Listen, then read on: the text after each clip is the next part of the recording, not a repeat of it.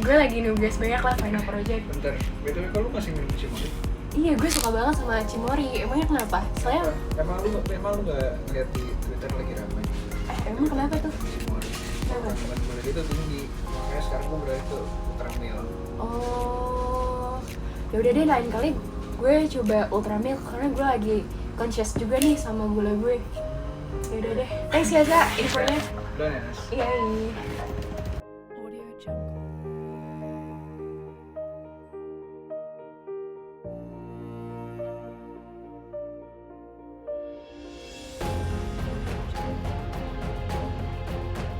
Bermula dari isu yang mengguncang media sosial, Cimori pernah dikritik karena produk susunya dianggap memiliki kandungan gula tinggi dan serapan nutrisi rendah. Hal ini menimbulkan keraguan di kalangan konsumen, bahkan mendorong sebagian pelanggan beralih ke merek lain. Iklan Cimori yang tersebar luas di kawasan publik membawa lebih dari sekedar promosi produk. Slogan-slogan dirancang untuk membangun koneksi emosional, menarik perhatian konsumen melalui pendekatan yang lebih personal. Namun, bagaimana strategi utama Cimori? Apakah strategi ini benar-benar efektif? Mari kita kulik lagi lebih dalam mengenai Cimori. Didirikan pada tahun 1993 oleh Pak Bambang Susanto, Cimori memiliki visi tumbuh berkelanjutan dan menjadi produsen makanan dan minuman premium terdepan di Indonesia dengan misi inovasi dalam nutrisi.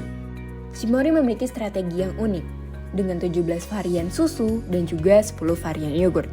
Selain itu, Cimori juga menghasilkan produk lain seperti nugget dan sosis seperti yang kita kenal Kenzler dan beberapa tempat wisata lainnya. Menariknya, Cimori menguasai rantai pasok dari hulu ke hilir.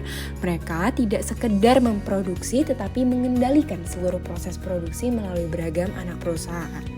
Pada akhirnya, produk ini dijual secara bisnis to consumer melalui toko retail dan e-commerce dan juga direct to consumer seperti sistem reseller atau dikenal Miss Cimori. Cimori yang menjadi pemimpin pasar di yogurt, kontribusinya hanya 47% terhadap pendapatan dibandingkan produk olahan jadi. Mengapa bisa begitu? Yuk kita analisis lebih dalam dari segi industri. Cimori tidak lepas dari segala tantangan dan peluang. Untuk peluang terdiri dari dukungan kebijakan pemerintah, peningkatan kesadaran hidup sehat, perkembangan teknologi e-commerce, preferensi konsumen terhadap merek yang peduli lingkungan, dan regulasi pro-investasi menciptakan peluang besar bagi pertumbuhan industri susu lokal. Namun tantangannya, kerjasama perdagangan yang bebas, dominasi impor, risiko perubahan iklim dan limbah peternakan, serta regulasi impor yang mempengaruhi kualitas dan kemandirian produk lokal. Dilihat dari Michael Porter 5 Force, ancaman datang baru rendah karena tingginya biaya akses rantai pasok, kekuatan suplai rendah berkat integrasi hulu ke hilir Cimori, kekuatan pembeli moderat dengan basis pelanggan setia, persaingan industri tinggi dengan pemain besar seperti Ultra Jaya dan Greenfields, serta ancaman produk substitusi tinggi karena tren susu nabati seperti oat dan almond. Tentunya Cimori tidak berdiri sendirian, ia mengalami persaingan cukup ketat. Dari hasil analisa strategic group berikut ini, Cimori cenderung memiliki harga yang lebih tinggi daripada Ultra Jaya, Indomilk, Frisian Flag, dan Yakult. Namun, Greenfields dan Heavenly Blush memiliki kualitas yang lebih baik. Sekarang, kita pindah dari kacamata internal untuk mengetahui kemampuan perusahaan Cimori baik dari resource dan capabilities hingga kekurangan dan kelebihan dari Cimori. Berdasarkan resource-based view, Cimori memiliki beragam sumber daya mulai dari intangible dan tangible. Untuk aset yang intangible, Cimori memiliki loyalitas merek yang kuat, kapabilitas inovasi melalui peluncuran berbagai varian produk, serta fokus pada pengembangan SDM melalui program edukasi dan pendampingan. Untuk tangible, Cimori didukung oleh aset fisik seperti fasilitas pengolahan susu, kekuatan finansial secara pasca IPO, serta jaringan distribusi yang luas dengan berbagai sentra, cabang, dan juga stock point. Dan kita jump in ke Vario. Cimori memiliki banyak kemampuan untuk mencapai keunggulan kompetitif. Dari 7 kapabilitas, hanya 4 kapabilitas yang menjadi keunggulan kompetitif Cimori, yaitu ekuitas brand, reputasi, budaya, dan inovasi dalam pengembangan. Dari external analysis dan internal analysis sebelumnya, kita bisa simpulkan bahwa Cimori memiliki beberapa kesempatan dan tantangan untuk perusahaan kedepannya yang kami ringkas untuk analisa strength, weakness, opportunity, dan threats berikut ini. Cimory memiliki kekuatan berupa reputasi brand yang kuat dan jaringan rantai pasok yang handal. Namun, terdapat kelemahan seperti harga produk yang cenderung lebih tinggi dibandingkan pesaing dan fokus yang lebih besar pada rasa dibandingkan nilai nutrisi. Di sisi lain, Cimory memiliki peluang untuk berkembang melalui dukungan pemerintah, kebijakan ekspor, dan meningkatkan kesadaran masyarakat akan pentingnya konsumsi susu. Meski demikian, Cimory menghadapi ancaman eksternal, seperti kondisi makroekonomi yang tidak stabil dan meningkatnya persaingan dengan merek lain. Analisa gap tadi di mana ketidaksesuaian antara branding Cimory dan misi perusahaan.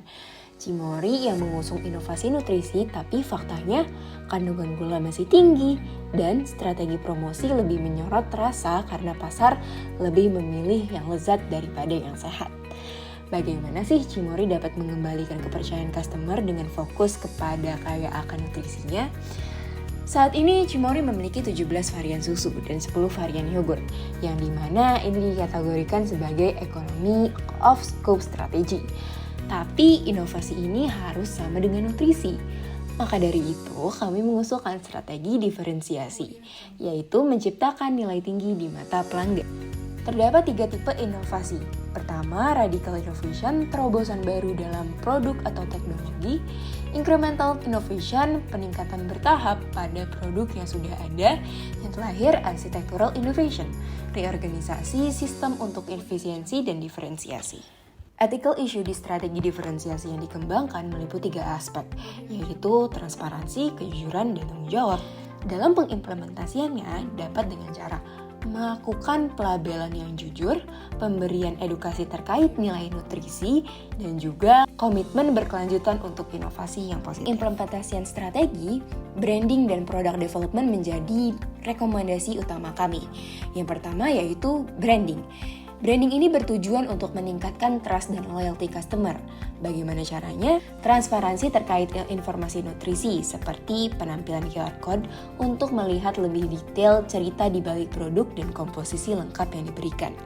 Selanjutnya, dokter ahli gizi dan juga bekerja sama dengan layanan catering, gym, dan klinik kesehatan. Tapi apakah tidak ada tantangan dalam pengimplementasiannya? Tentunya rekomendasi ini memiliki beberapa risiko atau tantangannya, di antaranya dari penyusunan materi promosi, teknologi QR Code, dan juga kesulitan berkolaborasi.